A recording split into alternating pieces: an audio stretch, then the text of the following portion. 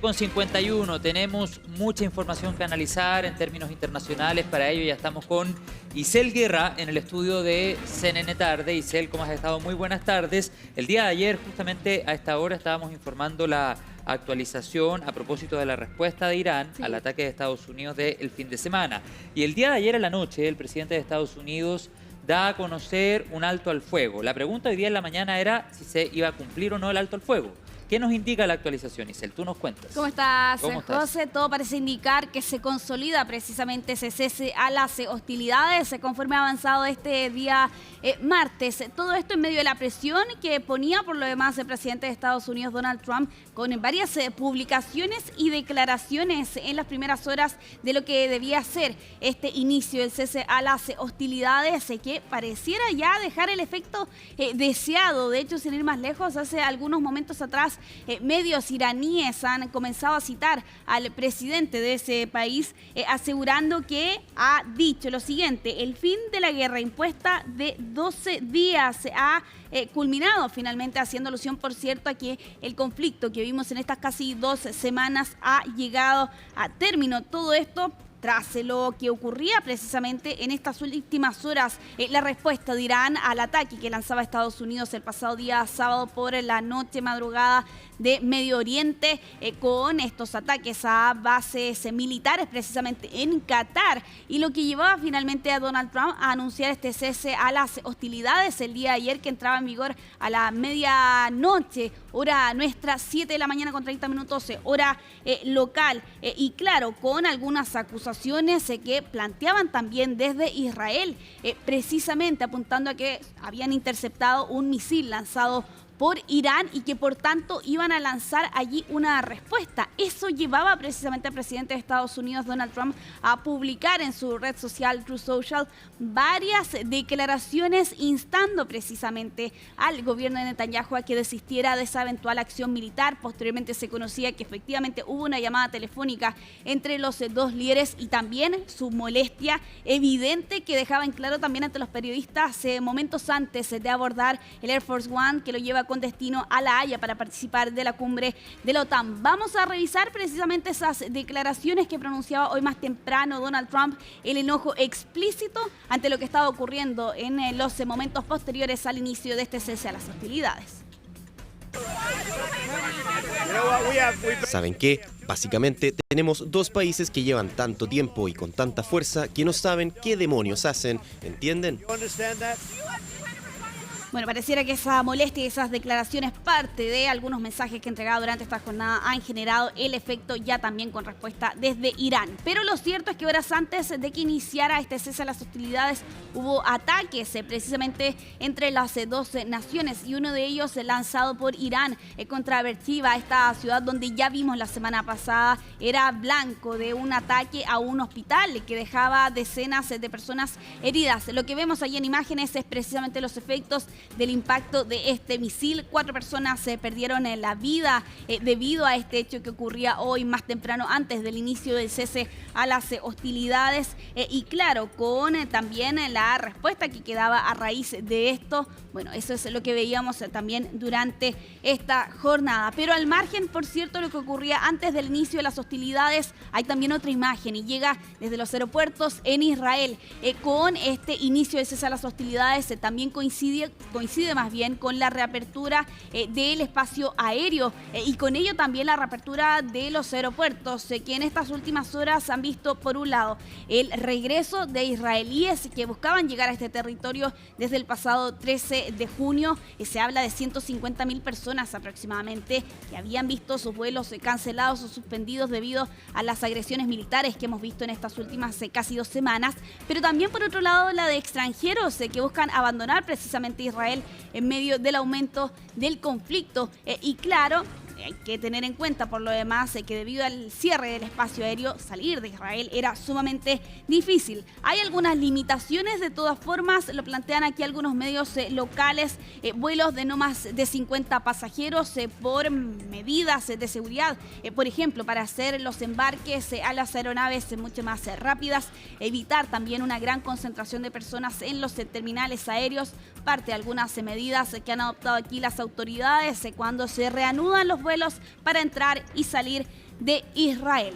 Lo cierto es que también detrás de otro de los efectos que ha dejado este cese a las hostilidades es la caída en el precio del petróleo, pese a los temores que habían durante este fin de semana de que este conflicto pudiera exacerbarse aún más, e incluso con una eventual respuesta que podría lanzar Irán de cerrar el estrecho de Hormuz, donde pasa un cuarto del tránsito de petróleo por esta zona. Bueno, independiente de esos temores que existían hasta hace algunas horas atrás, lo cierto es que el precio del petróleo ha caído pese a las hostilidades. El crudo Brent, que es un referente mundial, cayó 3,8% en este día, cerrando en $68,8 el barril. Ya ayer se habían notado allí algunas caídas del más de 7% tras los ataques iraníes selectivos y limitados contra las bases estadounidenses el día de ayer contra Qatar. Y con esto los precios caen por debajo a los valores que vimos a partir del 13 de junio, que es cuando precisamente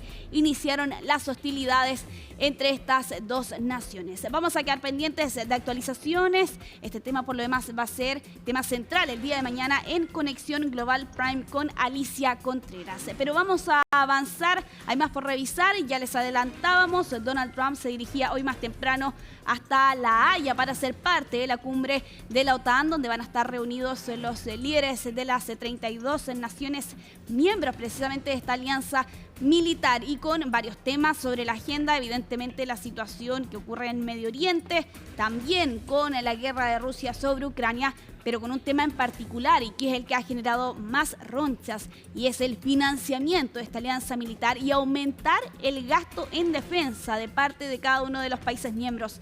El objetivo está puesto en alcanzar un 5%. Trump ha sido un ferviente defensor por lo demás de esta medida en estos últimos meses, pero hay algunas naciones allí, particularmente España, que se oponen a esta medida. Por eso esta cumbre se advierte polémica e incierta, además sumado a la presencia de Donald Trump, quien debería llegar ya en las próximas horas hasta Países Bajos para ser parte también de esta cumbre, una donde también está presente el presidente de Ucrania, Volodymyr Zelensky, que se ha informado va a estar presente durante esta jornada en una reunión de ministros, donde allí está invitado entonces el presidente de este país. Vamos a quedar pendientes de las próximas horas de actualizaciones que puedan llegar, por cierto, desde Europa, particularmente para ver cuál va a ser esa resolución que han adoptado precisamente los 32 países miembros cuando ya se habla de un borrador, una declaración final ya negociada con el compromiso allí de aumentar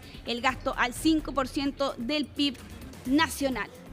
Vamos a cambiar de tema, vayámonos hasta Estados Unidos. Lamentablemente con esta tragedia que enluta al país norteamericano, al menos 8 personas murieron en estos últimos días, particularmente el día sábado, que fue cuando ocurrió esta tragedia, pero el día de ayer, cuando se confirmaba el hallazgo del último cuerpo en medio de esta tragedia, luego de una serie de volcamientos de embarcaciones, cuando las condiciones meteorológicas, si lo ven ustedes ahí en pantalla, eran bastante complejas y difíciles en el lago Tahoe, esto en el estado de California, debido a esta poderosa tormenta que levantó grandes olas de hasta 2 metros de altura, con vientos de 56 kilómetros por hora, según relata aquí los medios locales, debido a esta tormenta que se extendió por 2 horas y que incluso sorprendió a los meteorólogos. Bueno, ese día sábado fueron recuperados 6 cuerpos, el 7º fue encontrado el día domingo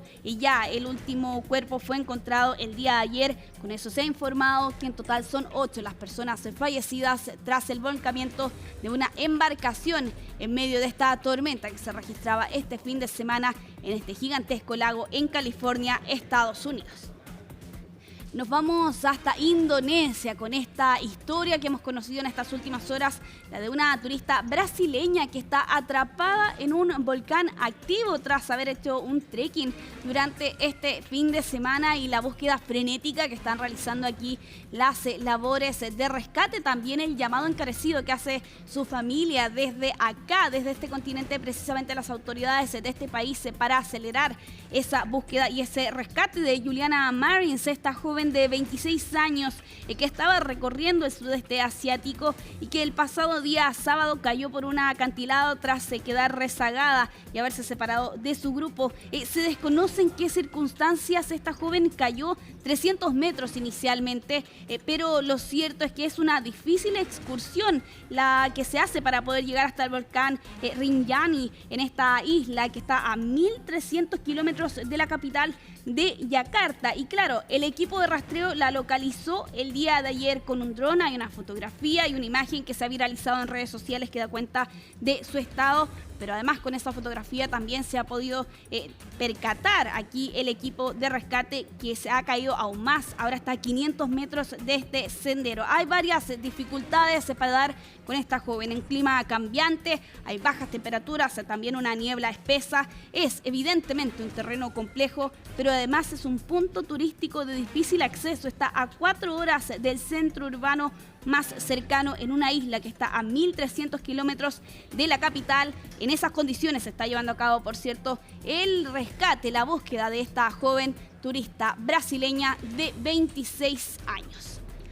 Ya para ir cerrando esta revisión internacional, lo vamos a hacer con esta imagen viral que ha dado la vuelta al mundo en estas últimas horas, la de este turista.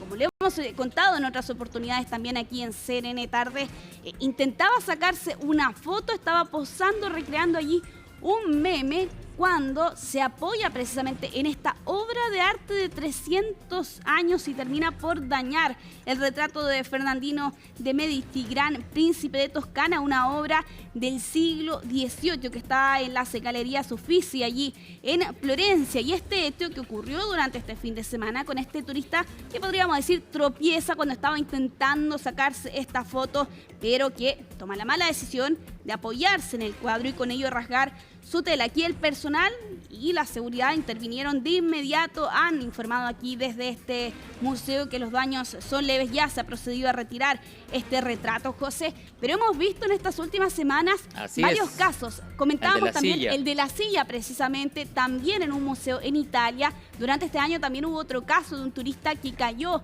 donde están los guerreros de terracota en China. Bueno, todo esto como parte de turistas que buscan sacarse, podríamos decir, entre comillas, la mejor foto. La foto para las redes. La foto para las redes. No lo vale, ¿eh? Mira el daño que provoca. Exactamente. Sí, en este caso estamos hablando de una obra de 300 años que va a tener que ser reparada por la idea, ¿no? Las ganas de este turista de sacarse una foto y subirla a redes sociales. ¿Y luego que provoca el daño no se dio a la fuga como los de la silla? No, se quedó ahí, al menos. Ya, al menos.